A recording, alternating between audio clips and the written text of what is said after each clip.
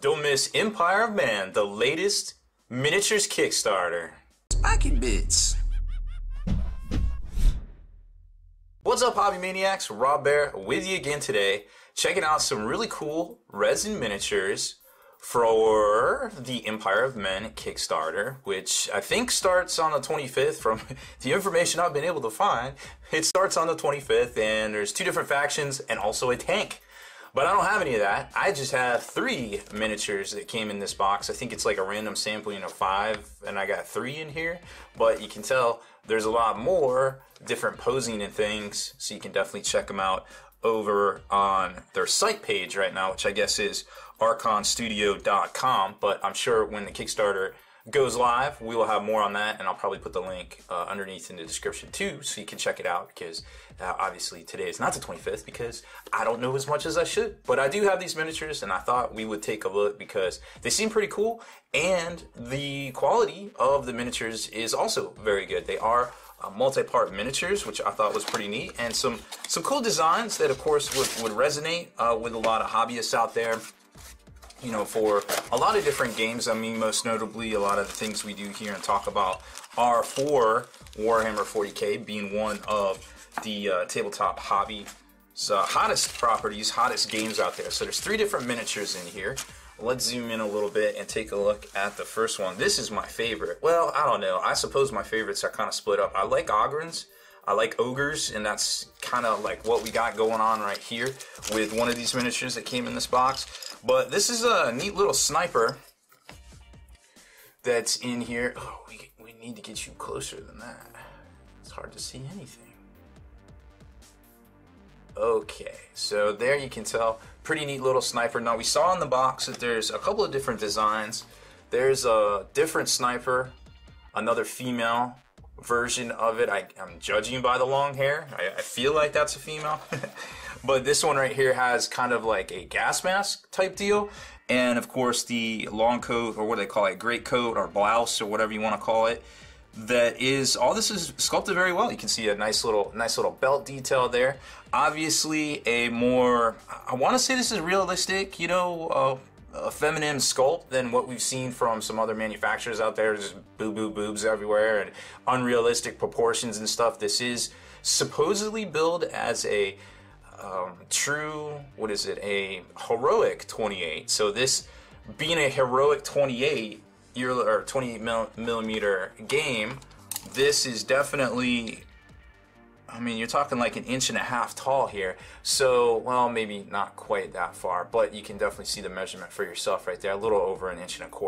So for a female sculpt, this looks to be very in scale with what you would expect a female to be size-wise compared to something else. Now, there is another guy, and again, I don't know faction names. I don't really know too much about this. I just, hey, I got these miniatures. These are cool. Maybe check them out on Kickstarters. The whole theme of this unboxing or preview, but here you can see a male version for the same heroic 28. So it definitely makes sense that proportions are correct between male and female, which a lot of times is not the case, and you can definitely tell while they are what appears to be the same height here, this guy is definitely in a longer stride. So if he stood up tall, he would probably be a bit taller. So I feel like the proportions are correct here, which is neat to see that this kind of detail was put into the miniatures in the first place, because that obviously bodes well for the Kickstarter itself. I feel like the devil is always in the details, as I like to say. My father used to always say that, and I feel like that is the case when it comes to any sort of miniature game or any sort of product offering out there. If I'm sure you all know the quote, if you fail to plan, you plan to fail, and that is no different from putting on a miniature to painting a miniature to, you know, putting your models on the tabletop to learning a new game. It's all pretty much the same. Here's the backside of the miniature. You can see no ridiculous like high-heeled boots or anything like that. We're talking real actual combat fatigue sort of things right here. Some functional boots, of course. Some backpack gear right there. Again, everything seems to be sculpted very well. This is some sort of resin. This doesn't seem like a plastic of any sort here. Now, the pose itself is really interesting. I thought at first, I was like, how does this go together? And it turns out she's resting the 50 cal sniper rifle, the Baer, I guess it is, on her shoulder. I'm like, oh, hey, you a bad girl. You got this. All right. I know. I don't think I could do that myself. And she has a freaking pistol. So pretty cool. Neat little sculpt right there for sure. That is definitely full of some flavor. Absolutely. Now this is on a 32mm base. It goes onto a 32mm base. So you can kind of get an idea of it is pretty much a true scale kind of type deal. We've seen that there's 5 different miniatures. This is one of the 3 we got in this box, some sort of crazy stormtrooper. We just showed you the styling, of course, is on par with the sizing is on par with the female version of the same miniature that I guess is the same faction, because there's only 2 different factions and one of them kind of looks Xenosy. So we'll go with that. Now this guy here, obviously, very well detailed. Again, with the great coat, the blouse kind of type deal. Reminds me of those snow troopers from Hoth, but a little more futuristic styling, I suppose, than the stuff that was inspired from like World War II. Of course, this is inspired by World War II with a few tweaks of its own in a different universe. Some sort of respirator here and some pack gear and some big boots. Dare I say combat boots. Of course, he's going to come with some accessories. There's going to be a gun here, which I think is inspired by the current Scar rifle, perhaps. I'm not exactly sure. Not into my assault rifles, I guess, as much as I should be, being an American. Stereotype alert, stereotype alert. But that's what I think. I played enough Call of Duty to make that sort of snap decision right there, but I don't know. I could be off on that. And then his left arm's going to be holding a grenade. Doesn't exactly look like he's throwing it. He's just kind of holding it. I mean, assembly-wise, it goes right in there. And there isn't a lot of flash on these miniatures either, which is really cool to see. I'm all about less work. Now, again, definitely appears to be a resin miniature and not necessarily a plastic. I don't know. I suppose he could be throwing it. Or he could be, like, at the ready. Or just running. Something like that. I'm not exactly sure. But either way, great sculpt. Great miniature in general. And last but not least is this crazy ogre guy. Again, not sure what it's called, not sure what faction it is, but it seems pretty neat. This guy's all sorts of attitude. Now he is much bigger than the other folks here. It looks like he's on a 50mm base. Boom. Now remember, this dude, if he was standing up, would be a little bit taller. So he is a full head and shoulders taller than the normal man miniature. This is some sort of Ogren or Aberranth of some kind. Trench coat, check. Extra rounds, check. All sorts of big ass grenades, check. Ginormous boots.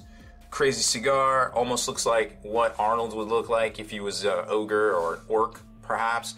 And a ginormous close combat hammer attached to his belt as well on the backside there. Now, as far as accessories go, his one arm's gonna have this crazy bulkhead door. It might be from a tank, might be from a building, I don't know.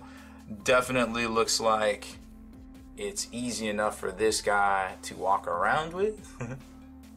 And over here, he has a very dope double barrel shotgun that I'm sure is very powerful, judging by its size, but definitely looks more steampunky than anything, I suppose, right there. So very cool miniature, would fit in with a lot of Imperial or Astra Militarum armies out there, I am sure.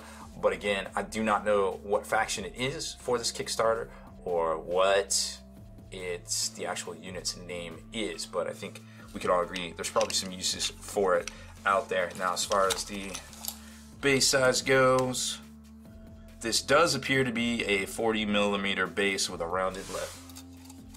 So that gives you kind of an idea. We're talking, you know, a whole different scale right there, which I just showed you. So overall, I think this new Kickstarter for the Empire of Men is, quality-wise, is definitely on par with a lot of different games we've seen out there. I like the fact that they are small piece count, high in detail, seems to be very accurately sculpted from their sizing to their posing to what they're, you know, actually doing and kind of walking around with. There is a lot more, so make sure you check out the Archeon Studios. You can see it right there. We'll put the link in the bottom for you to be able to click on. Check out every other tidbit of information you can. There's those Xenos looking guys right there. Those must be the bad guys or the good guys, depending on if this faction-based system is about a difference of opinion, I suppose. So like I said, new Kickstarter miniatures going to be up on there, I think on the 25th of September. Check them out. We don't know much more, but we will have the links in the description below. As soon as we get them, we'll pass them on to you. So that's it for this one. I hope you enjoyed our first look at the new Empire of Men Kickstarter. It's coming soon. If you like these video features here on this channel, make sure you subscribe to us and turn notifications on so you can be the very first to like and comment on what we got going on here. And head on over to thelongwar.net. That's the home of the battle reports for exclusive content, early access videos, and more. Become a veteran of the Long War today.